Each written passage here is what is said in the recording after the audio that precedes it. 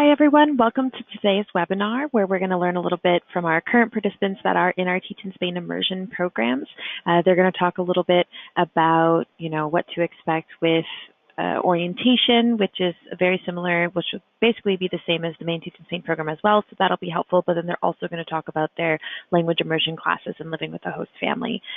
So thank you, everyone, for joining. As we work, go through this webinar, feel free to ask any questions in the questions box. If, your topic is something related to that topic, I'll add on to it while our panelists are speaking. If it's something a little bit off topic, we'll maybe save it towards the end for the open Q&A. So anytime, feel free to add those questions, and we can go from there.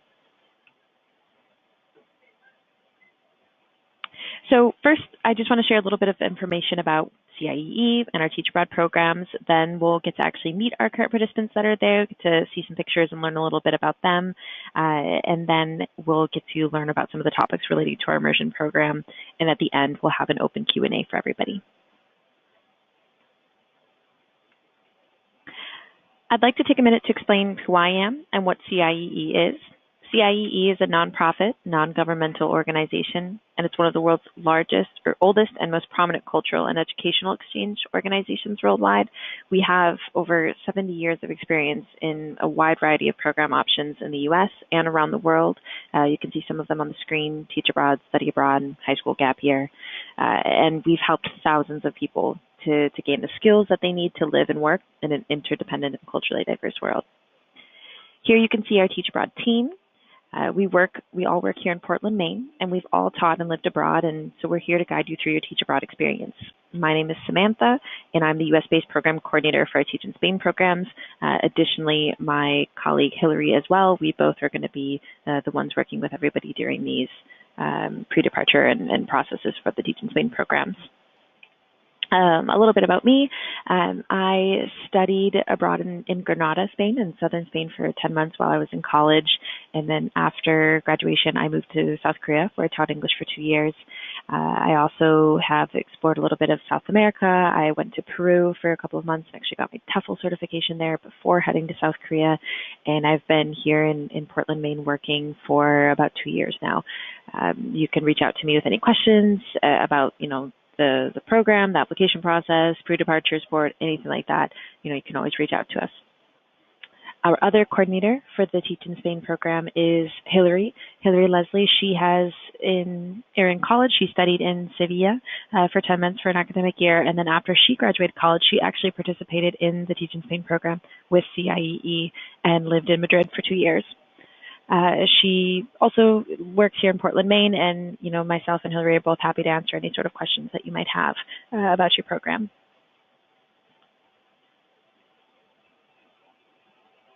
Let's talk a little bit about who's eligible for our Teach in Spain programs. We do require that participants are native English speakers from the United States or Canada. This is a requirement of our partners at the Ministry of Education in Spain because we work with the North American Language and Culture Assistant Program. We do also require that participants have a bachelor's degree before they depart. If you're still working on it, graduating in May, that's totally fine. We'll just need some sort of proof that you'll be graduating as long as you're getting that diploma before you actually depart for Spain. We also don't require any sort of formal teaching experience or certifications for the program, but I would definitely consider looking into a TEFL certification, whether it be through us or another organization, because it's going to be really helpful for you in the classroom, especially if you don't have much educational experience or teaching experience. And then finally, our programs do not require any sort of minimum Spanish language proficiency requirements, with the exception of our Teach in Spain Basics program, which is meant more for seasoned travelers, people with an advanced level of Spanish and with teaching experience. But the rest of our programs, including these immersion programs that we'll talk about today, do not have any sort of Spanish language requirement. Here you can see a list of our different academic year programs in Spain. They're all positions as a language and culture assistant. The position itself is entirely the same for all of those programs. The biggest difference of those is going to be the time that you're arriving to Spain and the support that you're getting when you first get there. For example, our Teach in Spain 2 immersion programs, those are arriving in typically early August to mid-August, where you're having orientation, then the immersion program before starting your teaching commitment. All of these programs, you're starting your teaching commitment in October and you're going until June the following year. But the difference is going to be your initial arrival, orientation, that sort of support. I want to talk a little bit about the job itself. Language and culture assistants work 16 hours a week, and they're paid 1,000 euros a month. Teachers are usually only working, well, they're working 4 days a week, so it's usually Monday to Thursday or Tuesday to Friday. Placements are scattered throughout the entire region of Madrid, the community of Madrid. So this is going to be not only the city center, but also the surrounding suburbs, neighborhoods, and towns. If you Google Community of Madrid or Region of Madrid, Google Maps will put a really nice line around that so that you know exactly, where those placements could be. Of those placements, we do send about 600 participants to Spain each fall to teach English, and so it's about a third of them will be pretty close to the city center. The rest of those 2/3 are going to slowly be scattering out into the region, to the bordering areas. So let's talk a little bit more about what it means to be a language and culture assistant. As part of a nationwide government-sponsored multilingual initiative, CIEE places participants as language and culture assistants in primary and secondary public schools in the region of Madrid. Your duties, they may vary depending on the school that you're hosted by, but most participants, they might work with entire classes, small groups. They're usually, working to develop the students' speaking, listening, reading, and writing skills and cultural understanding. So you might be giving presentations, creating games or activities, helping students study for their English language exams. It really just depends on your school and your teacher and what they're wanting you to do and how much responsibility they want you to have. Another really cool thing is most of our teachers are placed in bilingual schools, and so not only could you be in an English class teaching English, but you may also be in a history class, a science class, an art class, teaching that class, supporting that class with the teacher, but teaching it in English.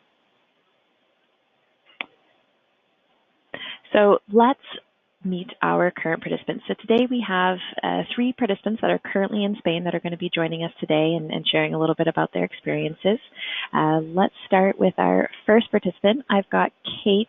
Kate, I'm going to unmute your mic. Kate, can you go ahead and give us just a few minutes or maybe a minute introduction about you and the program?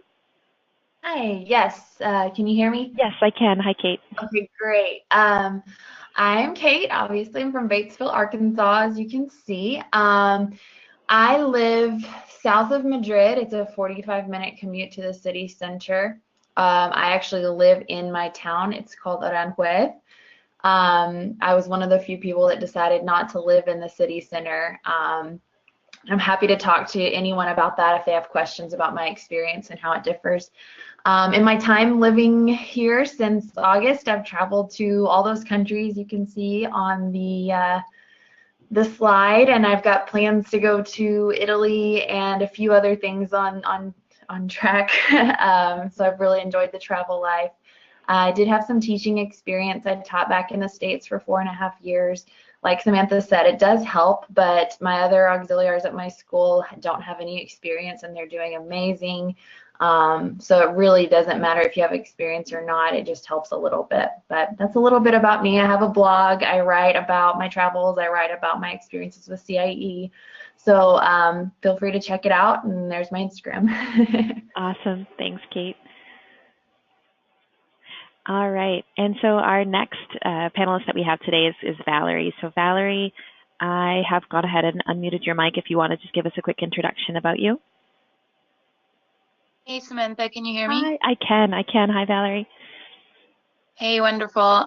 So I'm Valerie. I am probably half and half. I was born and raised in Russia until I was 14 years old when I moved to the United States and went to high school there, kind of moved around quite a bit for education and career professional purposes, and ultimately got to live in Brazil a little bit for work assignments, and that's what probably put the travel bug in me. And now here, living in Spain, in the center of Madrid, teaching high school level English and a couple other subjects, and started in the 2-week CIEE Immersion program, where we got to live with a host family and take Spanish lesson classes, which was definitely necessary, probably for most of us.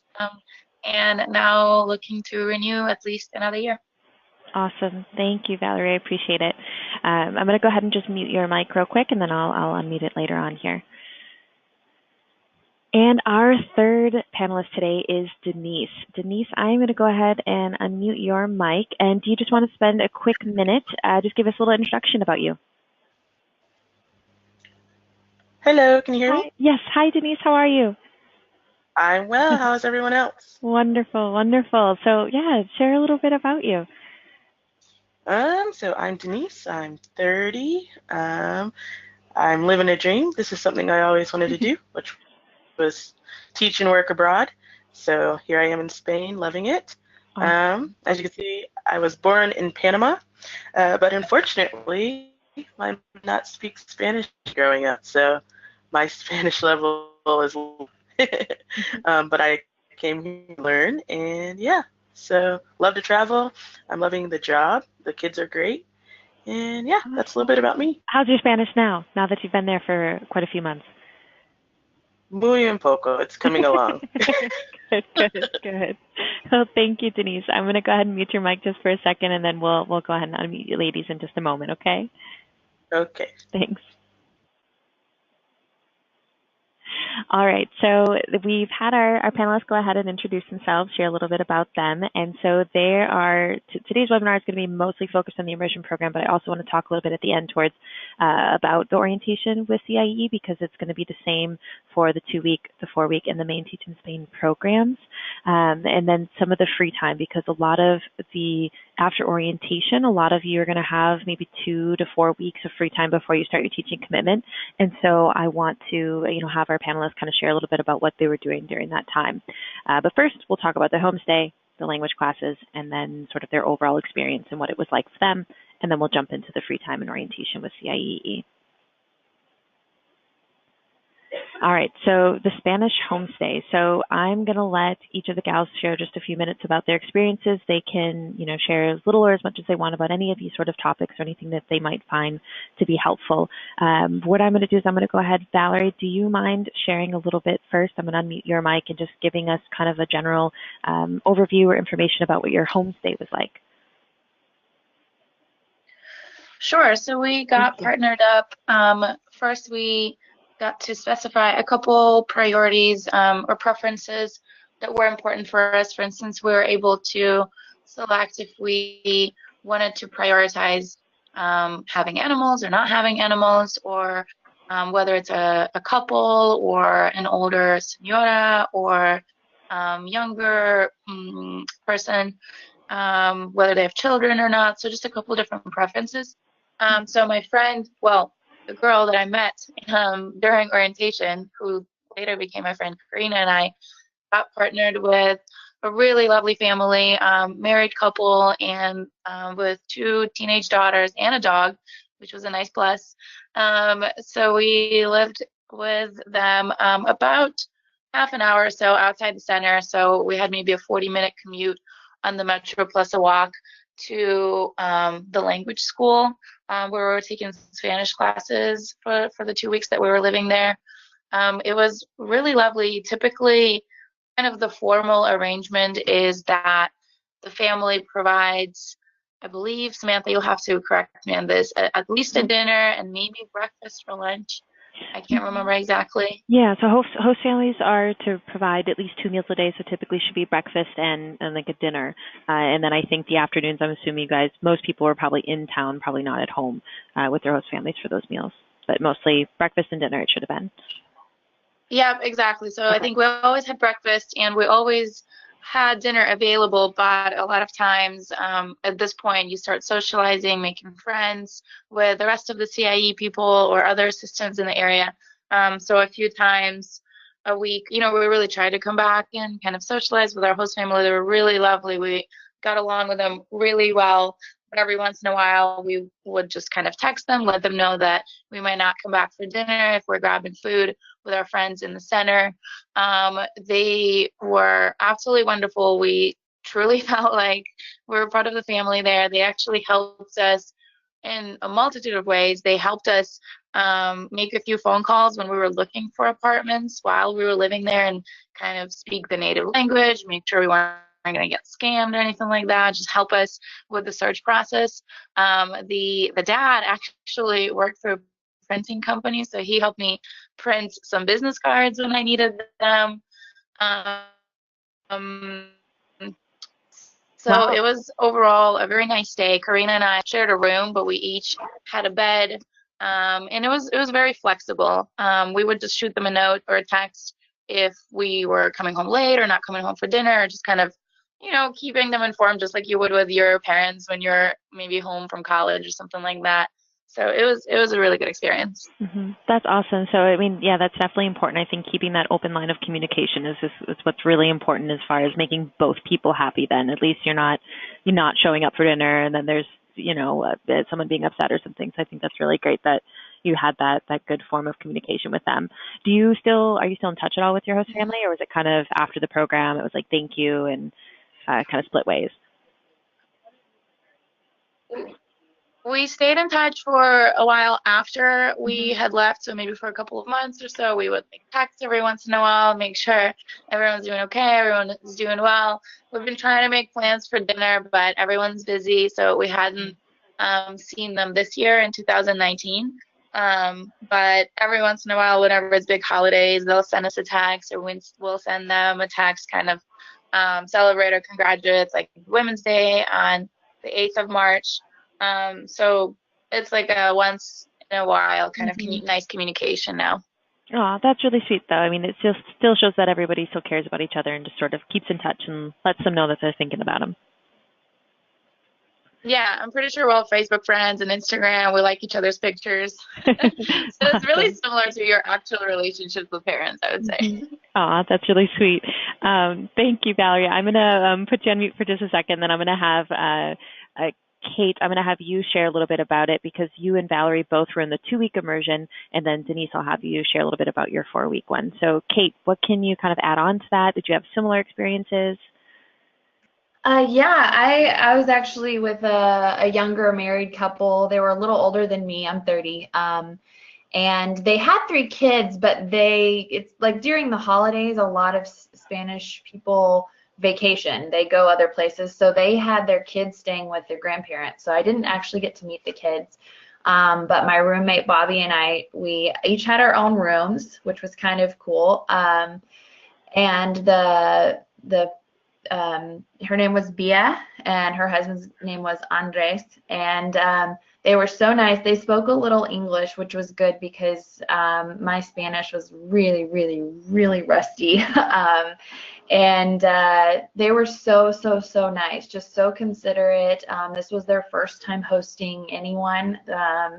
So we were all just trying to kind of figure out what would work. They were extremely trusting, which might be a kind of a rare situation, but they went to go see their kids on the weekends, and just like Bobby and I kind of just had the apartment to ourselves, and which was, to me, was really trusting. These random 2 girls living with them for 2 weeks, but they trusted us to take care of things and left us some food, and but they were so nice. They helped out with anything we needed. And they took us to dinner one night, which was really fun. And yeah, we have a pretty good relationship with them. Unlike Valerie, we don't really keep in touch. It wasn't because we didn't want to. It's just kind of, they have 3 kids, they're busy, but I know if I were to text either of them, they would respond and check how I'm doing and everything. It was a really positive experience. That's awesome. And so what was it like if you weren't, how did you communicate with them? Did you have a curfew? Did you have to be home at a certain time? Did you just shoot them a text if you weren't going to make it home for dinner? What was that like? Yeah, it was like Valerie did. We just messaged through WhatsApp because, yeah, kind of like them, like after our Spanish classes, a group might be going out to do something, and we'd go do that with them, or we'd be running late. I found a lot of times after my Spanish classes that I had a lot of extra questions. So I might be at class a little late, or we were still figuring out transportation. So I remember one time we missed the bus, so we were going to be another 30 minutes late because we couldn't figure out how to get home. How long of a So commute was it? it wasn't bad at all. Our place was in the city center. It was really pretty close. It was just catching the bus, and you stay on the. It was probably maybe a 20-minute bus ride or 30-minute bus ride. So it was really easy. I walked to Retiro almost every day to go into Retiro Park and just go for a run, relax. So it was really close by. Awesome. That's really great. I'm going to go ahead and mute your mic quick and give Denise an opportunity to chat a little bit about her experience. And then I actually do have a follow-up question for all three of you, but I'll wait till Denise shares a little bit and we'll go from there. Thank you, Kate. All right, Denise, I've got you unmuted. Can you share a little bit about your experience? Would you say that it's comparable to Valerie and Kate's? What was it like for you? Yes. So I did the 4 weeks. So I was with my host family for 4 weeks. Like they said, a lot of the Spanish people go on holiday in August. So at first, when we got there, it was just my roommate and I and the mom. She was amazing. I think she tried to make us a vegetarians there for a second, but as I would think the daughter got opposite. back, That's kind of funny. yes, the mom was a vegetarian. So we had some very interesting meals, but super sweet. She didn't speak much English, but when her daughter got there, she spoke a little bit more English because my Spanish was horrible. But we tried. We did a lot of gestures and miming. It went well. We interacted mostly around meals, but she didn't actually eat with us from time to time. And then just the open communication, if we were coming home late or if we needed anything, she was always happy to help. And then we slept in bunk beds, which was fine. We said that we'd trade at one point, but we never did. We just kept our beds. And the schedule for dinner was pretty usual. If we were going to be out for maybe a meetup with other CIEE people, we just said, hey, not coming home for dinner, or hey, could we have dinner earlier? So it was really flexible, super sweet. Loved it. I was at a great location. I was about 20 minutes from the center, and so about 25 minutes all together from Tandem. So it was very nice, and I enjoyed it. Very cool. And I think go ahead. The main thing with homestays is to just be open. Open to the room. If you've never camped before or been at a overnight camp, you might get there and be like, bunk beds, but it really wasn't impossible. I love bunk beds myself. I had them my whole life. Well, not all my life. Yeah, you just have to be open and open-minded, and if you have a positive attitude, I think you're great. That's really great. And something that there was two follow-up questions I had for you then, because you mentioned, with the communicating then, so it was kind of like a mixture of Spanish and English, and it was like a little bit better with, what did you guys speak mostly in the house? And was it mostly English? It was Spanglish. The mom spoke a little English, we spoke a little Spanish, and then her daughter helped translate a lot. So that was good. Bit of a crutch for me. I was like, no, I'm gonna figure this out. But yeah. Good. So and then it was. Yeah. Oh, sorry. And then then the other follow-up question then was the eating then. What time was dinner for you? Because that's something that most people, it's probably later than what we're used to in the States, probably. Our time was between 8:30 and 8:30 and 9:30? Which was 9:30, yes. Okay. So it was usually right at 9. But if she won't cook, her is usually filled with her pots and pans and cookbooks. And we're like, and she's like, I don't cook. It's like, I don't cook. So, but the meals have been really good. But sometimes it was a simple, ran out and got a nice Spanish omelet, which is delicious, and simple dinner with a little salad on the side. So, yeah. Awesome. Awesome. Thank you. But later than we're used to. Definitely, definitely. I think that's almost my bedtime, so I can only imagine eating at that time. All right, Denise, I'm going to mute you real quick. And then Valerie, I'm going to unmute you quick. I wanted to know, what time was your eating schedule? Was that similar? I think our dinner was typically around 8 or 9 or so, so definitely later than what we were used to in the United States. Mm-hmm. And as far as the meals go, the one that I remember vividly was delicious lasagna, and I don't know why I remember it more than others. But she was a great cook. Lasagna, salads, the dad cooked as well. We had meat quite a bit. It was a good variety. Awesome. Awesome. Thank you. And then Kate, I wanted to ask you quick too then, what time did you usually eat at? It was usually probably a little after 9.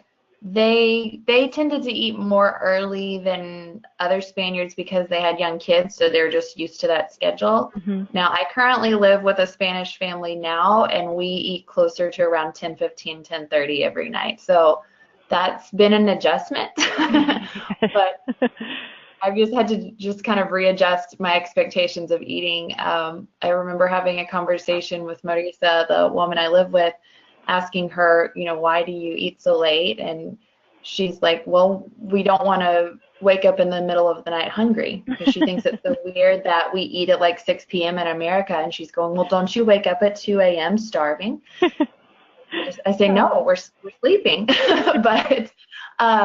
But it is definitely something different. But the Mediterranean food here, everything is so fresh. We eat a lot of, I remember my homestay, we had a lot of just fresh produce and pasta salad with tuna and goat cheese. And it's my favorite thing. I love all the food here. Nice. Awesome. Awesome. Thank you. All right, let's see the next topic. Let's talk a little bit about the language classes. I'm going to have Denise, I'm going to unmute your mic and have you share a little bit about it. So can you share, because I know all of you two, or all three of you guys can talk about it too, but I know you took kind of a simple exam beforehand and then you had another exam when you got to Spain. Is that right, Denise? Yes. So I somehow did really well on my simple exam that we did initially, but I also know that still being here, I read and understand a lot more than I can speak it. So the initial exam I did really well on, but the speaking exam, which was literally how are you, where are you from, and yeah, so, and then they decide what class you were put in or what level. They break us up that way. But super simple. A lot of people were nervous, but there's nothing to be nervous about. It's a very informal conversation. I went in with someone else, so yeah. Awesome. Class. Yeah, go ahead. No, you. Oh, I was just going to say, so yeah, tell me, like, how big was the class? What was the style of teaching? Was it mostly on grammar? Was it just conversational? What was that like? And you had more than one, I was assuming, right? It was different classes with different teachers? We had 2 teachers, and we had a break in between. They would switch during the break. The size of the class, I was trying to count today. I want to say that it was 12 people. Pretty small, which was nice, like small classes. So it gave us time to practice going around the whole class, things for pronunciation and whatnot. It was a lot. I want to say it wasn't a ton of grammar per se. We were learning so I don't even know. We had a book that was nice. They gave us a book, and then they had additional activities to go with what we were doing each day. So we practiced a lot on the speaking part and pronunciation, and just covering the basic Spanish beginnings of greetings and taking directions, things like that. So yeah, awesome. I was in the very basic. So. the building blocks. There you go. Did you get a lot of homework or any homework at all? We did get homework, but not a lot. We may have got like 6 assignments tops throughout the 4 weeks of class. They Okay. weren't hard or long at all. Awesome. And then how did you feel after those 4 weeks then? Do you think the 4 weeks was really helpful for you? Did it kind of did you learn more in those 4 weeks than you would have had you not? How do you feel about that? That's a good jump off point. Mm-hmm. I ended up living with a Spanish family for 2 December. So, but I was only speaking English in the household, and they didn't really speak Spanish to me. So I kind of did a kind of, oh, this is great, I'm learning Spanish, and then it kind of plateaued and then went back down because I wasn't using it as much. Mm-hmm. But I think the class helped a lot with my initial Spanish fears coming in, Yeah. speaking Spanish fears. Yeah. Mm-hmm. Mm-hmm. Wonderful. Thank you. All right. I'm going to mute your mic quick, and I'm going to have Kate. Here we go. I'm going to unmute you and see what you can share about the language classes and maybe the tests or anything like that. Yeah, I kind of am similar to Denise in that I test pretty well when it comes to pen and paper. When it comes to listening and speaking, that is more of a struggle. So they did the placement test, and I think I did pretty well on the written, and then the oral, I really showed them how not good I was. But I think they put me in a little higher level than I tested for. So most of my time spent in classes, I was a little overwhelmed, but it was challenging and it was good. I needed something to kind of get me going and really dust off the Spanish classes because I really hadn't had any Spanish for about 8 years. And it was all, the mandatory language classes that we have in the States. So these classes it was challenging for me. And I felt like that everyone else in the class was probably better than me. But that's probably me just being self-conscious about my Spanish. So it's normal. And I really did improve a lot. The instructors were amazing. They were kind of night and day. The first instructor, she was kind of your very warm, sunny, happy, elementary school teacher kind of person. She just, built you up and made you feel so fuzzy inside. And then the second teacher, he was extremely dry, extremely sarcastic, and really kind of pushed you. At one point, he told me point blank, "I need you to talk more in class." And so, and it was great. That whole good cop, bad cop thing going on or something. I did. I had the first, couple hours of class was, feel good. And then it was really, kick it into gear and get going. But it was great. Their teaching styles really were both really, really positive for me. And I learned a lot. I did have homework and it took me a while sometimes. But again, this was probably because I had a lot of ground to make up. So, but it was all in Spanish. They really aren't going to talk English to you in those classes unless you're stuck and you don't remember the word. They'll fill in the blank. So the style is definitely this conversational Spanish. But it was great. It was really great. Awesome. And then what was the Tandem is the partner that we work with the language classes. They're located right in the center, right? The city center, basically. Yes, it's like a few blocks away from the Cibeles fountain, which is kind of a main area of Madrid. Yeah, it was very, very centrally located. Nice. Wonderful. Thank you. I'm going to go ahead and mute your mic, and then Valerie, I'm going to see what can you add on that? Anything additional? Would you say it's all been pretty comparable? Maybe a little bit different for me personally. I kind of faked it till I make it in the testing portion. I lived in Brazil for half a year, so I spoke decent Portuguese when I was there, but forgot quite a bit of it. So in my oral and written exams, I did pretty well, basically speaking Portuguese with a Spanish accent. So they placed me in a more advanced level, which I think was really good for me because all I needed to pick up was a lot of kind of not necessarily slang, but more just differences in pronunciation and grammar and just a little bit more informal speech. And our level was definitely more conversation based. I don't remember having a lot of homework, really, if any. I remember we practiced subjunctive a lot, which is kind of the I would do this if you were to do that concept. But really, we just talked. The teacher was very warm, welcoming. I think she would typically kind of start a topic. Sometimes we go off the textbook that the school provided. Sometimes we would just talk or ask any specific questions. That's something we may have heard in the last few days interacting with Spanish people in Madrid. And there was kind of a flow to it, like a flexible, fluid structure where we could take it where we wanted, because everyone had a little bit of a background. Whether it was Spanish or Portuguese, that's a different story, but all of us were able to kind of just let the conversation flow and just discuss different topics and pick up our vocab. That's awesome. How big was your class? It was relatively small, I think, compared to other groups. In our class was at an earlier time. I think majority of the 2-week wave of CIEE was at 5 p.m., I believe. Ours was 9 in the morning, and we had probably maybe 8 or 9 students in the group.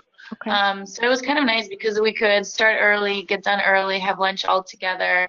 It was a similar format where I think it was 2 hour-and-a-half sessions or maybe hour-long sessions with a half-an-hour break in the middle. Mm-hmm. So it was really nice, and then we could move on with our day and explore the city after the class.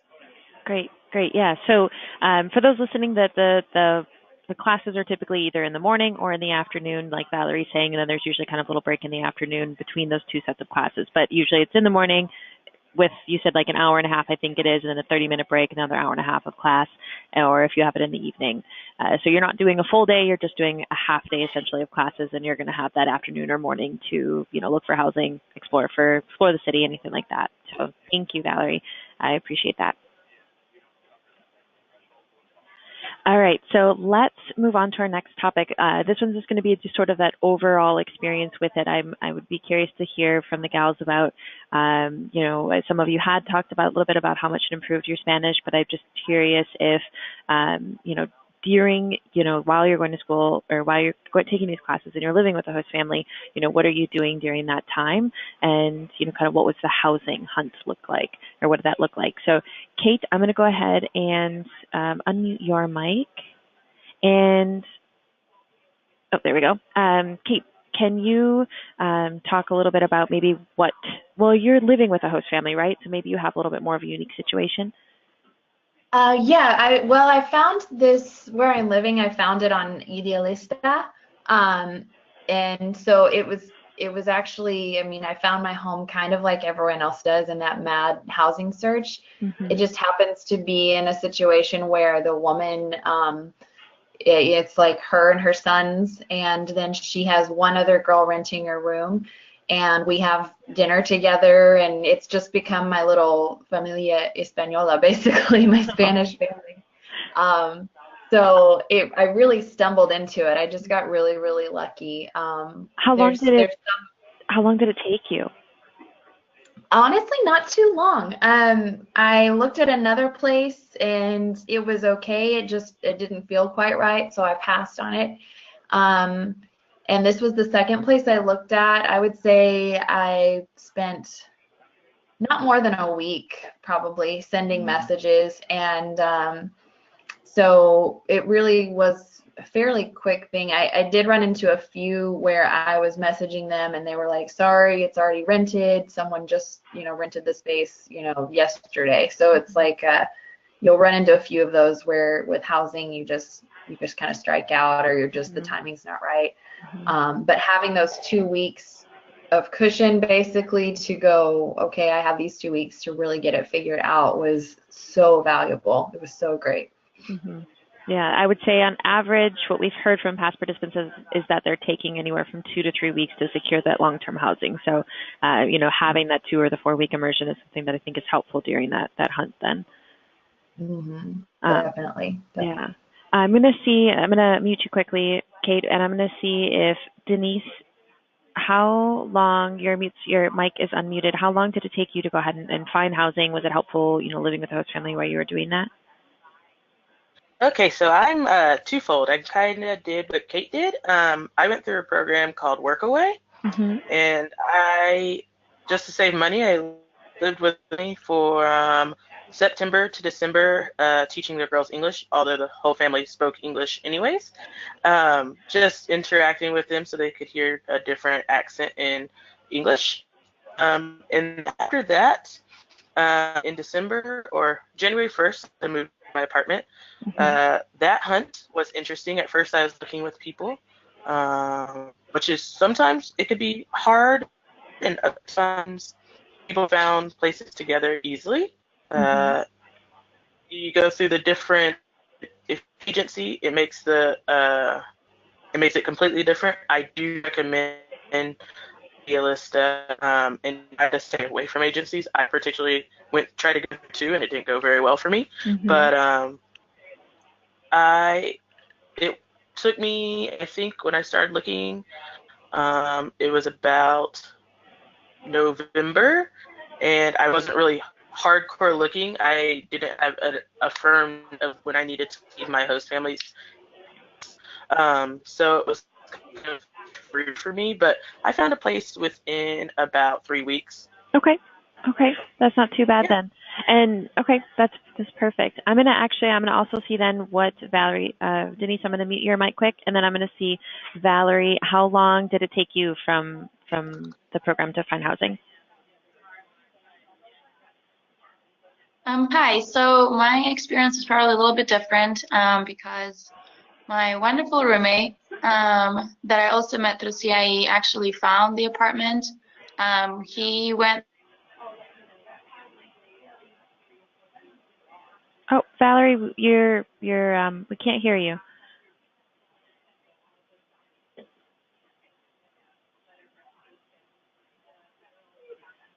Valerie, I'm gonna go ahead and mute your mic for a second. Maybe you can get your mic working.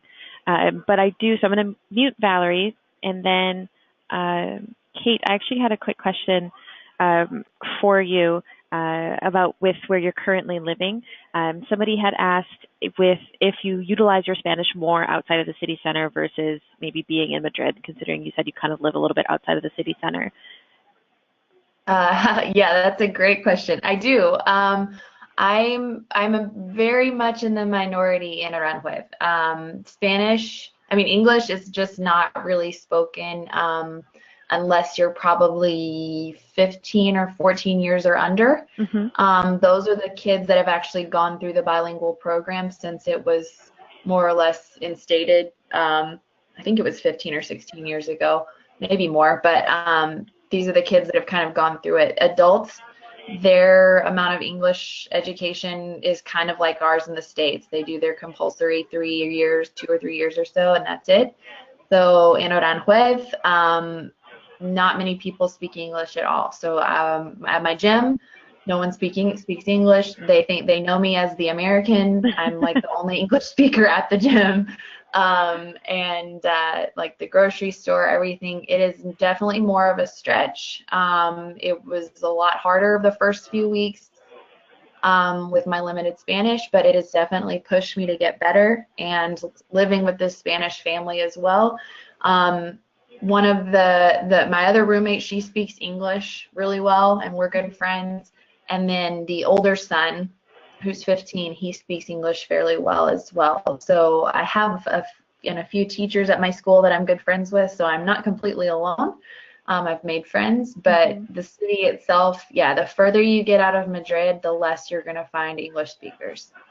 Okay, but it's a good practice for you, it sounds like. It's great, and everyone is so nice. I have not encountered anyone who's impatient or upset that my Spanish is horrible. But it's very good practice. It's a really good way to push yourself. Good. That's really comforting. Thank you, Kate. I appreciate you sharing that because that was a great question from one of our listeners. And then now I'm going to go ahead and see if Valerie, hopefully her looks like her connection might be back. So I'm going to let her chat just a little bit about her experience. Thank you so much, Kate. No problem. Valerie, are you back on? Yep, I'm back. Okay. Just as I was bragging about all my nice amenities, my Wi-Fi went out. So you said you had another CIE participant. They found the housing? Yep, so we met during orientation, and he went through a realtor, kind of gave his parameters, and then the realtor did all the work, received the fee. So that's kind of the main difference. I was saying the apartment is definitely a bit more US living standards. It's very spacious. We each have, private bathrooms, balconies, all the amenities, but it's definitely more expensive and much higher than the average, I would say, than what an assistant is able to find here in Madrid. And you have to pay a realtor fee as well. So it's kind of what you're willing to, put in, and for the quality, the amount of research and all of that. Thank you. It's an interesting perspective then. And how long then, so did your friend have it kind of lined up when you were done? How long did it end up taking? Do you know? Nate, how long did it take you to find the apartment? 3 days. 3 days? Because the realtors, I assume, already have all the connections. They're able to find it a lot faster. Okay. Got it. Thank you. All right, Valerie, I'm going to put you on hold for just a quick second, or mute your mic here.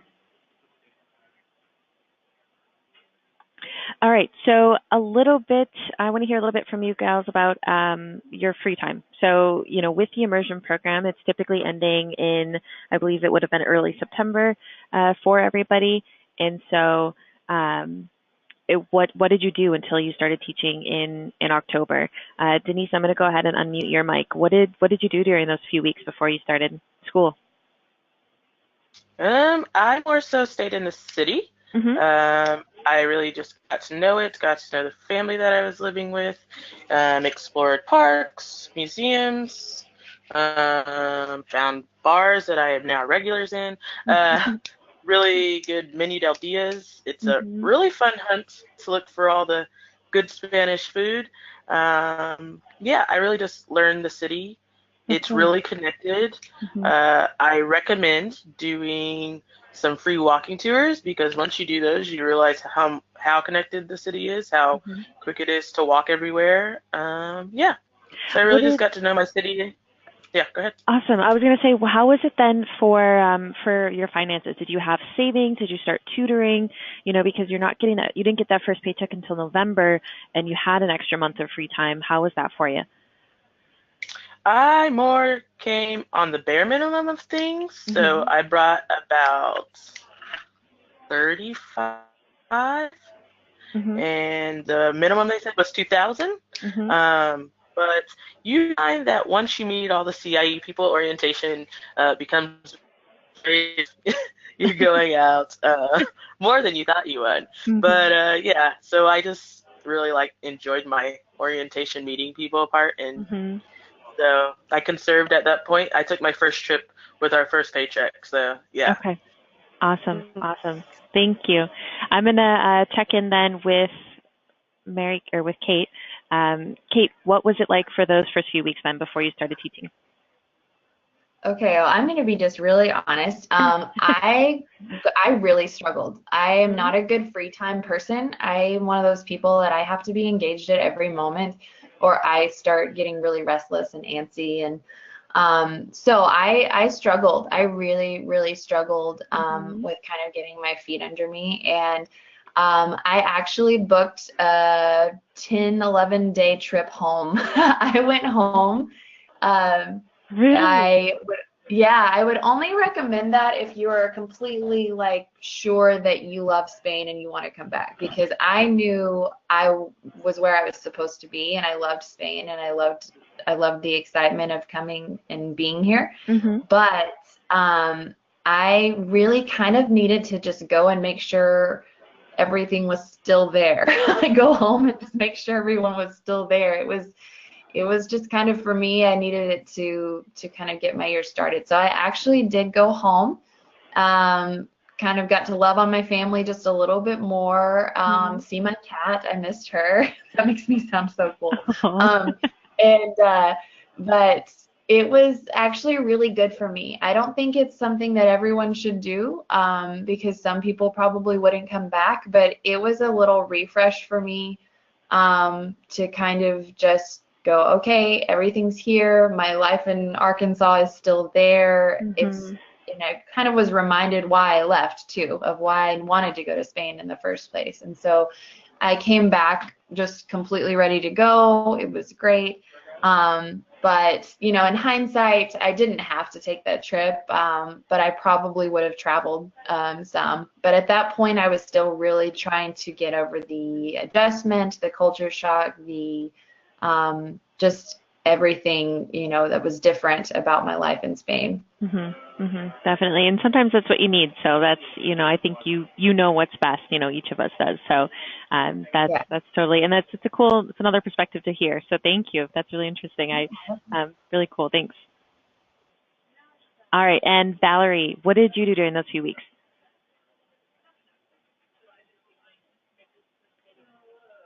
Oh, Valerie?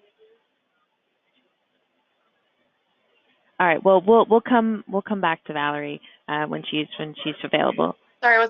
Oh, no, it's okay. I was going to ask. I was just asking, how was your first couple of weeks, or the first few weeks after the immersion piece, and then before you started teaching? What did you do during that time?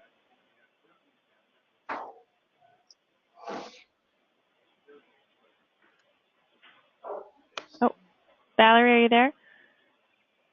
Can you hear me? Yep, I can hear you. Okay, perfect. Well, let's see. We had our 2 weeks of Spanish lessons in homestay, and then we had probably about 2-3 weeks open. So I just started traveling. I just started traveling right away during the 2 weeks. Well, first during the week-long orientation with CIEE at the hotel, and then the 2 weeks of taking Spanish classes. You very, very quickly make friends and kind of start getting your feet on the ground. So just by getting to know people through that, we started traveling first to different areas of Spain, then a little bit further. We went to Bilbao, San Sebastian, Segovia, Toledo, so kind of all around Spain, and already started making trips towards the next few months, since we have usually at least a 3-day weekend, sometimes even longer. So love Denise's idea about taking walking tours. Those are phenomenal. You get to know the city and the history. There's free tapas tours where you can enjoy the food, and all you have to do is just tip the tour guides. So there's a lot of resources to get to know the city, both from the locals and both from the people in the program. So yeah, I think I just started exploring right away. Awesome. And I'm going to keep you on real quick for the next one. Can you talk a little bit about orientation then? Because you have, and I think Denise, it sounds like, and even Kate, it sounds like you guys have met a lot of people during orientation.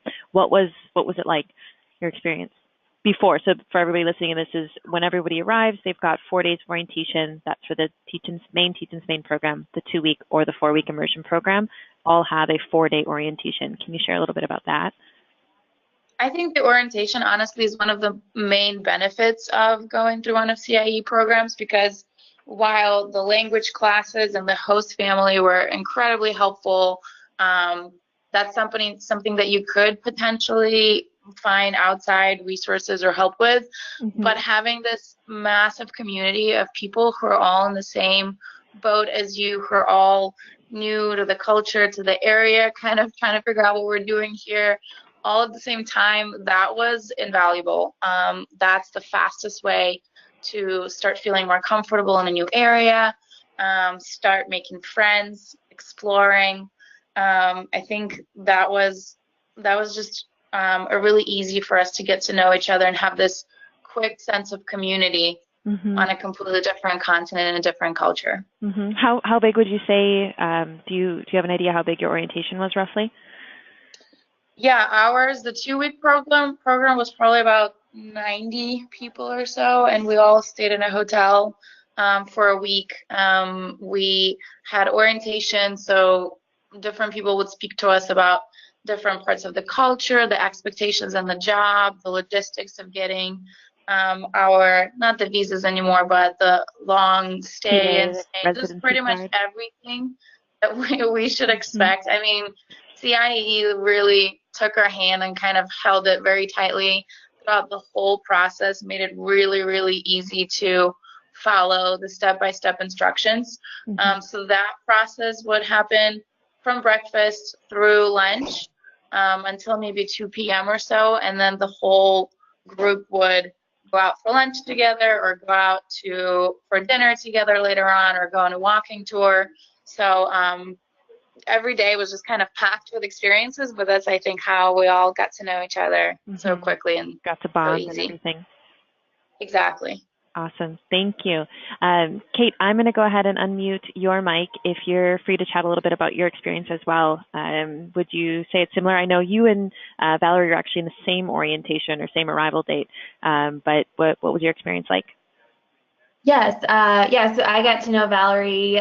We became friends. We actually did a horse riding thing together north of Madrid. It was really fun. But yeah, orientation, I would reiterate what she said. It was so invaluable. And it really, I feel like, is what gives CIEE a leg up on all the other programs that do these teach in Spain things. I think the orientation is an amazing way to connect to people who are doing the same thing as you. The age ranges are all over the place. There's people fresh out of college. There's people that are like 30. I thought I would be like the only 30-year-old, but there's totally not. There's a pretty big group of us that have been in the workforce for a while. There's people older than 30. There's people all over age ranges, and you make friends and connect with them. You can commiserate together about things and be stressed out about things together. And the orientation is so helpful. I mean, I was just looking through all my stuff to prepare for this webinar and all the notes I took, and I have this huge, this not huge, but it's like a little notebook full of things that CIEE's orientation gave me just to know about living in Spain, and it was so valuable. That's really great to hear.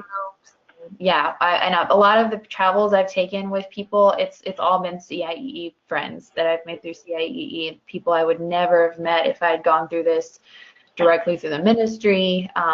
It's really a great way to connect with people. Mm-hmm. That's awesome. Have you made many friends outside of CIEE then? How has that been? I have. It's funny, living outside of Madrid, the friendships have actually come from my school. I have a couple of teachers at my school that I've become really close friends with, and that's not really typical based on what I've heard. Usually I think the teachers tend to be a little more to themselves, but the teachers I'm with, they both are just they're so warm, and I've become really close friends with them. My roommate and I have become really, really close. So I've made some friends within my city, and it's really become just like my little hometown in Spain. But there's so many other things that I didn't even know about when I came to Madrid. There's so many ways to connect with people through the auxiliar group. There's a lot of Facebook groups of just people, expats living in Madrid or the Madrid area. So you really you're not going to be at a shortage of friends to make and people to meet. That's awesome. Thank you. I'm going to let Denise, what can you share? Your mic is unmuted. What can you share about your experience with orientation? Orientation. So the hotel was amazing. I thought maybe you would put us in dormitories from a college that was off for the summer, and no. The hotel was great. It was central, right near Atocha. The friends, yes, there's lasting friends orientation that I still talk to this day. My first trip was with someone else from CIEE, actually for the 2 week, who's at my school. The information that they give you is all the things you wouldn't have thought of. CIEE thinks about everything for you, which was nice. I'm a big player when it comes to traveling. I've been to 26 countries, but still, there's things that you don't think about when you move to a country. So CIE did that for me. That's why I went with them. I needed the handhold. It was amazing. The cultural activities that they pair with orientation was also amazing. They give you a lot of choice. They give you options of, do you want to look at ways to find apartments today, or do you want to go on a walking? They give you options of, if you need this time to figure out where you have that time. So CIE really thinks of everything. Meals were great. They gave us lunch money for cities. Yeah. Nice. Awesome. Awesome. And then, so with the sleeping arrangements too, everybody shared in a hotel room with another participant. So you had like a roommate, right?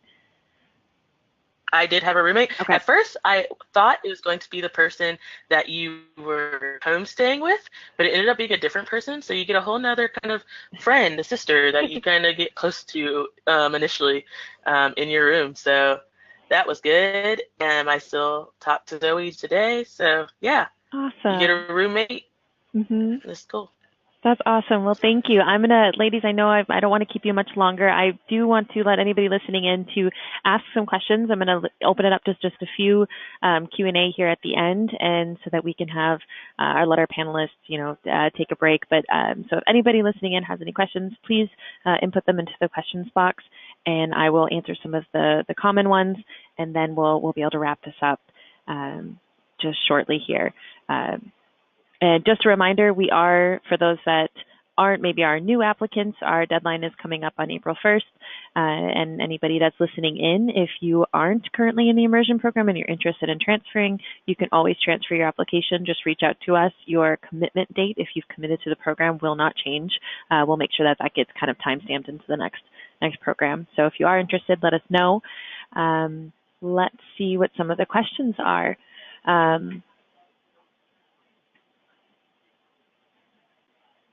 I'm seeing questions about, I have some people asking about private tutoring. I know, or I can see, Denise, do you tutor privately? Do you have any experience with that? Have you been doing that you could share anything on that? Yes, I first found my initial private tutoring through Workaway, which is the same route that I took for housing at first. It was a family that I wasn't able to live with because they were just too far from my school, but she ended up contacting me because I told her I did want to do private tutoring and if she was interested. So I started with my first private tutoring with Mr. Lucas. So I do about, now I do 3 classes with him a week, but I have 3 other classes, 3 of which I got on my own. And then I also linked up with a gentleman who finds private classes for you and pays you through his company. So there's a lot of different options. You could go through finding after school programs through academies just by making a CV. I just gave that to my coordinator because our school has English classes at for like a club after school and through a third party, and I gave my CV to him and he passed that off to the third party, and that is how I started teaching in another school as well for extra money. So there's many options for private tutoring. Awesome. And would you say that in order to, with that €1,000 a month salary, is it still helpful? Like, is it necessary to privately tutor to afford travel and just kind of general living? If I budgeted better, I believe you can get by with 1,000. I just know myself, so really my private tutoring is for my need to not budget. Let's live a little So bit more yeah, comfortably. yes, yes.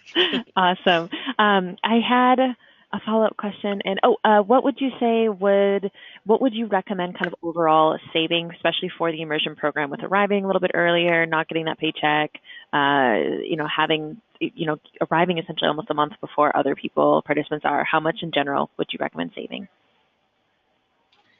If you plan on doing a lot of traveling, and you haven't bought any of those tickets yet and things like that, travel can be cheap, but it could also be expensive just depending on where you're going. And then just the initial finding housing, you have to remember about the deposit, first month's rent, things like that. You have to think about how much you want to eat out. There are a lot of good options for Mini Del Dias, which is a 3-course meal that may be like $11.50 for a 3-course meal, which is always nice when you find those. But you just have to really assess what you spend your money on. And then when you don't have 2 meals given to you from your host family, so are you going to be cooking at home, things like that. So really assess that. I think a ballpark 5,000 would be good. Okay. But yeah. Yeah, we usually, I would say, I think we try to recommend, I think for immersion, anywhere between 2,500 to maybe up to 5. Like you said, I think it's if you're wanting to travel and things like that, you're going to want a little bit more. But then once you start getting your paychecks and tutoring, hopefully you can be able to supplement that a little bit. So no, that's really helpful. I'm going to go ahead and mute you just real quick, Denise, and I'm going to have Kate. Can you add anything onto that as far as maybe savings before going to Spain and what you recommend? Yeah, it's pretty similar to Denise. I'm more of the I gotta go somewhere, gotta travel. I had pretty much a different place all throughout December to go. So and so if you're more of a jet setter, definitely budget more. Flights are cheaper, especially around September, I think, because people are kind of coming back into Spain for school, and so you can usually get some pretty good flights. But you do have to budget for flights and for accommodations when you travel. Like she said about getting your apartment, you're going to have to probably pay 1 month's deposit in addition to your rent. So definitely a few $1,000s. The good thing is it's fairly cheap to just live in Madrid's a little more expensive. Where I live, it's definitely cheaper, but daily, as far as meals cost, I mean, produce is so cheap here. I love it. I don't think I can return to the States with the same kind of mindset, because you can buy vegetables and things like that so cheap. So probably, yeah, a few $1,000s at least, just to accommodate all of that. Okay, thank you. That's really helpful.